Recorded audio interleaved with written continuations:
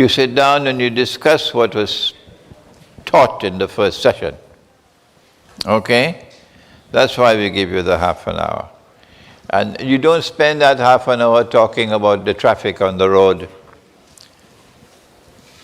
and what happened in the elections in Pakistan. You spend that half an hour discussing with each other what was presented so far on the subject. Now then, if you have any questions, this is the time, or if you have any comments to make, these are always very important for me. Who will be the first? Dr. Ansari, please take over. I would like to ask a question about the time value of money. Obviously, if a family is starving, £100 today is worth a great deal more than £100 in a month's time. Do the teachings allow there to be a recognition of the time value of money in the context of interest? Yes. We will be addressing both the subjects. Number one, the time value of money, and number two, the constantly decreasing value of money, which then results in prices rising, which is otherwise known as inflation. But this will come in subsequent sessions, yeah. So do please be patient. Dr. Ansari? Next question. This gentleman here. This gentleman here. Just a rhetorical question, Sheikh Imran. Please, when you are asking a question, you do it the way the brother did. Because I have a declining air problem now. You're going to speak louder. Speak louder. I heard him clearly. We know that there is a difference between the Jewish tradition and the Muslim tradition in relation to Harun. Harun has been accused of creating and carving the car in the Jewish tradition. And the Quran tells us that... the microphone is worse than if you speak. I can't understand what you're saying. Okay. There is a difference between the Jewish tradition and the Muslim tradition in regard of... I'm not understanding you. Or leave the microphone, yeah. I can't hear you. In the Jewish tradition. In the Jewish tradition. There is a difference between the Muslim tradition in regard of Harun alayhi salam. Harun alayhi salam. Harun accused by the Jewish tradition that he carved the calf and Yeah. based on the crime assigned to him. Right. And in Islam, in the Quran, Allah says, when the Jewish rabbis were talking to Maryam alayhi salam, they say to her, Ya Ukhta Harun.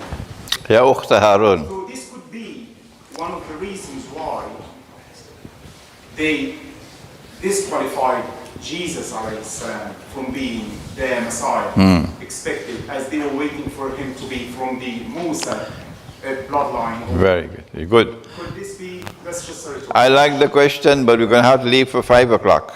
No. Yes. We'll have to leave this question for 5 o'clock because it's not connected with Riba. I told you from 5 o'clock until 10 o'clock, Dr. Ansari can't put you out. We have enough time. So we postpone this question until that time. Remember, okay? Yeah. I want questions and comments which are directly related to what was presented so far. Dr. Ansari? One of the sisters. Yeah, go ahead. Take it to the sister. Yes, the sister. Is it written? Yeah, well, send it to me, We save time if you send a question to me in writing. We'll save time. Yusuf. You robbed me of 10 minutes, so I'm going to take that 10 minutes back from you.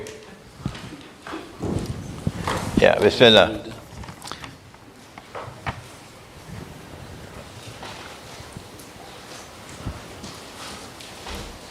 Okay, here's a question concerning Pakistan and its atomic program, nuclear weapons, and Imran Khan is the new Prime Minister of Pakistan. 5 o'clock.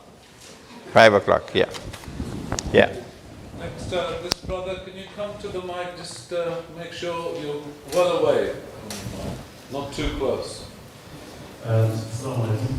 I want to know, is place of religion in a democratic country, for example, if haram? If haram, then is it because of the democracy or the text of the oath or both? I did not understand a single word he said. Come on, come on, brother. Come on, come on. Or do you give me the paper? Yeah, we're wasting time this way. Yeah, we're wasting time this way, yeah.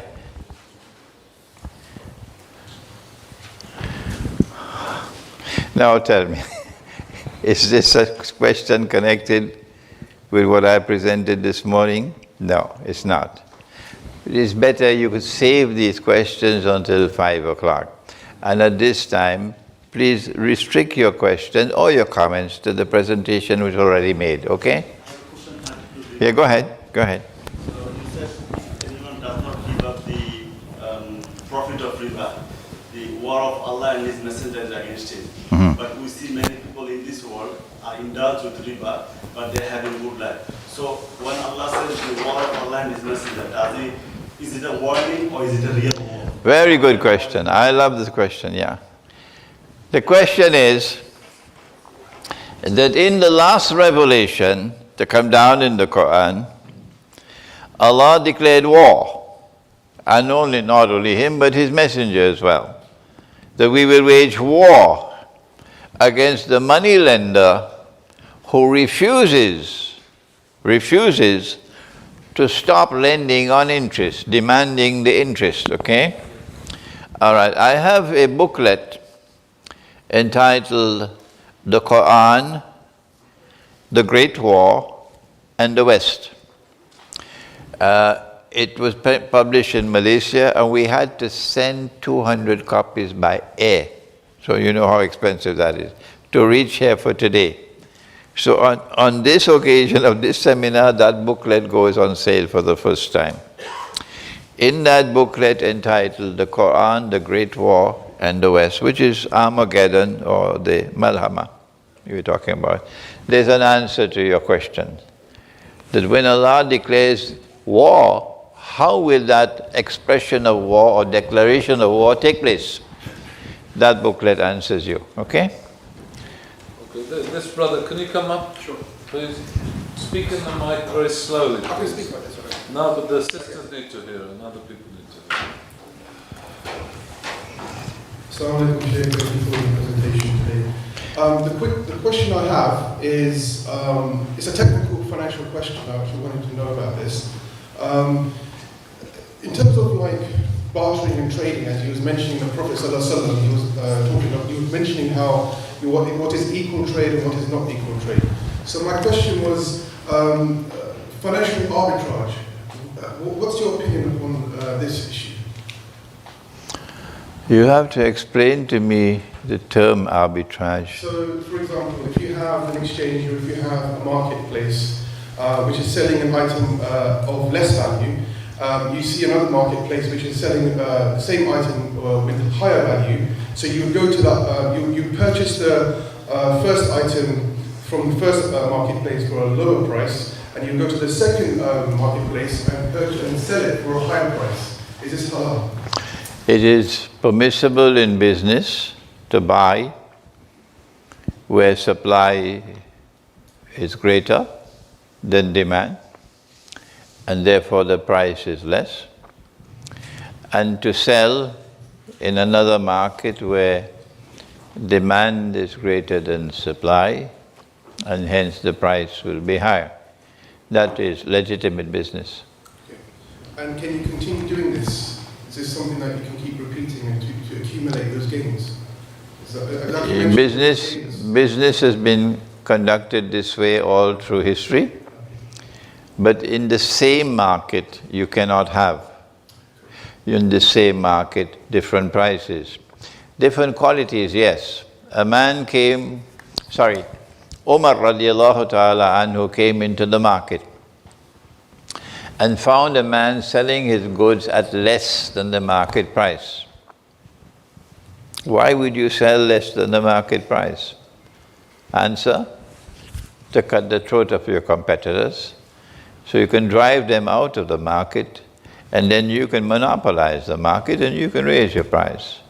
So he said to the man, raise your price or get out of our market. But that is when it is in the same market. But if it's in a different market, then demand and supply will determine prices. Yes? All right, brother, take the mic, please. Stand up, speak slowly, please. Sir, this is on what you talked about anyway. Yeah? You spoke about something which is in the hadith, about going to meeting someone before they reach the marketplace and then purchasing their product, going to the marketplace and send it back. I'm aware it's in the hadith, it's haram, but you said this is in Riba, so I would like you to explain and expand my knowledge on Riba to how this becomes Riba, because I know it's cheating, I know it's in the hadith that it's haram, I've also read the other parts of the hadith on trading as well, not that professional, but yes, but that one there, yeah, I need that explained how it's Riba. Okay. Now, don't use the microphone. Yeah. Now repeat the question. You spoke about meeting someone in the marketplace. Yeah. No, before they get to the marketplace, buying their product, then taking said product to the marketplace. I'm aware that's being put in the... No. He did not say anything about taking that to the marketplace. The hadith is that if you meet a man coming to the market, and you buy his goods from him before he enters in the market, hence he is not aware of the market price. And you are exploiting his ignorance of the market price to pay him a price which is unjust. The just price is the market price.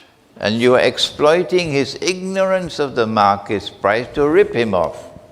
That difference between the market price and the price you paid is riba, because this man has been ripped off. You don't understand? No, I understand. Yeah, go ahead. I understand why you're not allowed to do it. Yeah. I just wanted to know, I wanted to know how it became riba, which is then interest. Or so. No. In the Quran, riba was borrowing and lending money on interest, the money lender. Yeah, so This one is not the money lender. So there are different forms of riba. I gave you the first one from the Quran, which was money being lent on interest. And then I gave you another form of riba, which is from the Sunnah, which is a transaction based on deception. This does not have money lending in it. A transaction based on deception which yields a profit or a gain to which you are not justly entitled, otherwise known as a rip-off. that's the reason for my question. Yeah. Because of the Quran in Surah Al-Baqarah specifically notes down that riba is when you loan out. Okay, first form of riba, which came from the Quran, is the increase on the amount which is borrowed when it's being repaid, which is known as interest. The second form of riba has nothing to do with the first one. They're not connected. This is one form of riba, which is a transaction in which you earn that which you are not entitled to earn. Okay? Because it does not qualify as business. The second session will teach you this, the second session. And this one in the hadith is also riba, but it is not lending money on interest. It is also a transaction, but it is an unjust transaction, meaning you are ripping off someone. So two different forms of riba. And it can still, so if I was to say to someone that what they were doing, the practice that they were doing, because it's in this society, it's done everywhere. A lot of these practices you're talking about is pretty much across the globe. In this society, you have this form of riba up to your throat. And in this society, you have this form of riba up to your eyeball. That's all I'm asking you to do. Open your eyes. That's a good way to start, yeah. I've certainly been in the marketplace to see it. All right. Now you're taking up all the time, Okay, yeah. and time is now up. You Everyone pay. with the glasses, come on, please. You're paying the price because you came late, not me. All right? We're going to start again at 11 o'clock, okay? No matter what time we stop now, we start at 11. Simon Imran Hosein. Quick question. What's your opinion on people being used as commodities? Because obviously you've said about gold and petrol. Okay. We had a referendum recently. Okay. And Mr. Mann, who worked for the Treasury, said that each time someone comes to you, money is sent on a computer. I understand the question. The second session will deal with what is money in Islam. Yeah, we'll answer that. Second session. Okay, that's it. No. Time up now. Time up now for this session. For later, brother. Sorry. Time up. We have enough time after 5 o'clock. Okay? So now you have until 11 o'clock. You can go out and you buy the books. You can bring them for me for autographing during this time. You can have your coffee and tea and so on. But more importantly, get to know each other. And when you sit down to talk, don't talk about Imran Khan. Discuss the subject of the presentation this morning. Okay.